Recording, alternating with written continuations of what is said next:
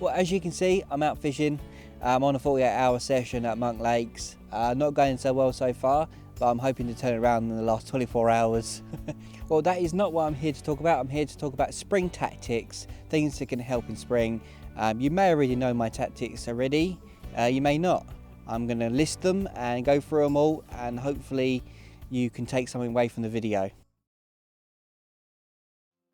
The first one up is zig rigs. Now, some people use it, some people don't, some people hate it, and some people love it. You have a mixed opinion on the old zigs, but spring is like the best time to use zigs. They're up and they're moving around, but they may be looking for that warmer water, and it may not be the bottom at all. It's probably more likely to be mid. So zigs are always a good thing to try. Even if you don't like it that much, I think you'd always benefit from having a go. Sometimes it can just fluke out a carp, and then suddenly you're on a roll and you'll be catching lots. I thought I'd give you a quick run through of how I make my zig. I just keep it simple. I just literally just tie a normal hair rig in the mono, a 12-pound I normally use. You can use heavier, but I recommend using light as possible. I used to use 8-pound line, and yeah, it was a bit sketchy. So I've gone up to 12-pound line now. So like I said, standard hair rig, but make sure the hair is really short as well. It's best to put the foam or the pop-up on to start with, so you can get it nice and tight to the hook. It's basically very like surf fishing, where you've got the bait very close to it. You want it to take it in one go, instead of actually having a long hair like you would do on the bottom. I use an extra long anti-tangle sleeve, mostly to quick change it onto the quick change swivel, just so I can change from different zigs, different lengths. I have all different lengths all set up, and I can quickly change from one to the other, instead of actually cutting it off and retying it like you normally would. The extra long sleeve is also for a combination of kicking away the rig, and also for helping with the hooking, because it sort of kicks a bit of a funny angle. I think sometimes it'll pick up the lead quicker, especially when you've got long lengths. I mostly use black foam. It is quite a popular thing. I've done really well on it. I've also caught on red and white, but mostly black really. This seems to be my favourite one. I also have used like 12mm pop-ups as well in the past. Done quite well on that, mostly on yellow. Sometimes you can catch on pink, but mostly yellow. Sometimes I do tip off my foam with a little bit of a yellow pop-up, just to give it a visual little colour on top, but most of the time I just fish with the black foam or just the pop-up. So the next tactic is single pop-up cast at show and fish. I have done it in the past and caught really well, and then sometimes I have struggled. Mostly because it was too deep and I should have put out a zig, so I've learned from my mistakes in the past. Definitely try between single pop-up first, then maybe change to a zig and try that, because you never really know. If it's deep lake, then you should try both. But single pop-ups do really well, especially when they're bright coloured as well, and they're waking up the carp. They're waking up and they're jumping out. They're not going to eat too much. Single bait would probably get you a quicker bite. So the next one is a spod mix, or a spawn mix, whatever way you want to call it. I like to use my mix pretty much all the way through spring. I might tweak it a little bit as you sort of get towards summer, but over spring they're looking for food, but they're not looking for lots. So it depends on how much you put in and what lake you go on to. But my mix is made up of sweet corn, because sweet corn is like one of the best things ever, especially in spring. It gets them going. Hemp seed, classic, you know, but don't put too much in, because then they just feed on the hemp and you won't get any bites on anything else. They just stay on the hemp all day. Moderation on that. 12mm or 15mm boilies, and also put some halves in there as well. Try and mix it up, different sizes. Always a really good spring tactic there. You can add tiger nuts. Obviously there's lakes that you can't use tiger nuts on, but tiger nuts are very good as well in spring. You can also add pellets to that. Pellets are really, really good. I mean, all carp are reared on pellets from mostly commercial fisheries, so always a good thing to put in. But if you have a lot of bream in your lake, do not put lots and lots of pellets in.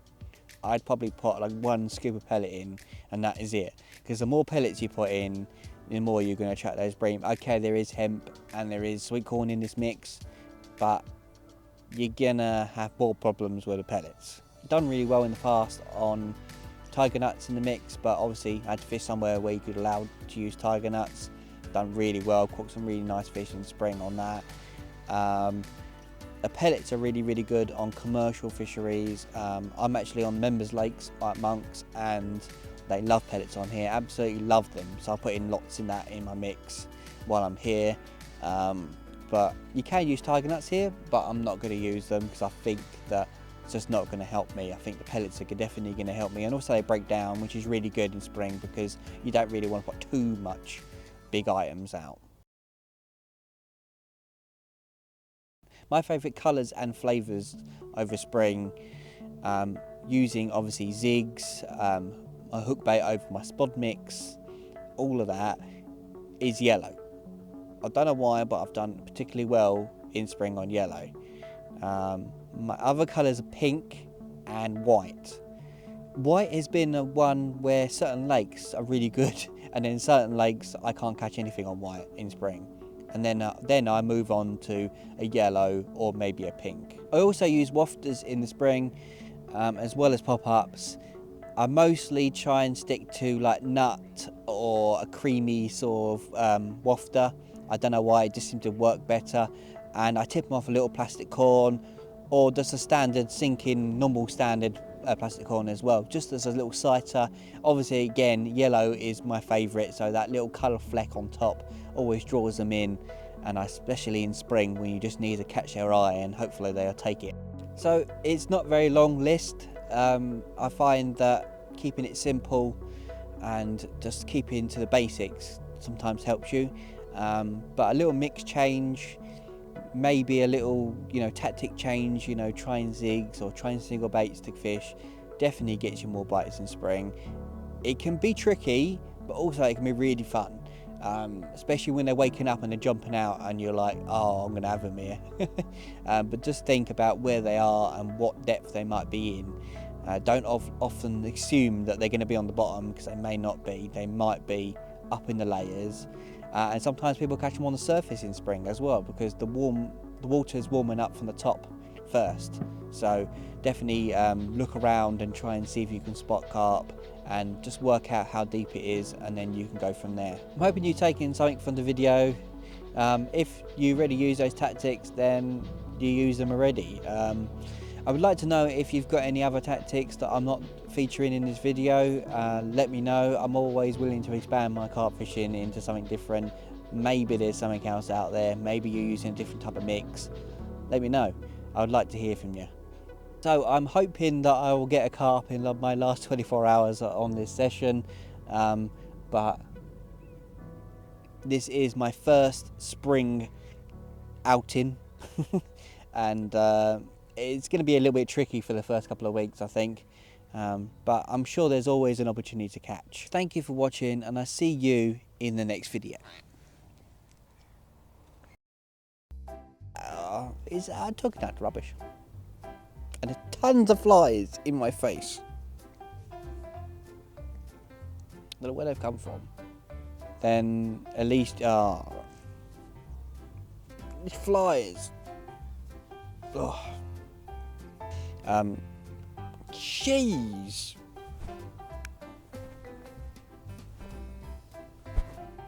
These flies are really bugging me. Why is there 50 billion flies ascending on me? Cough.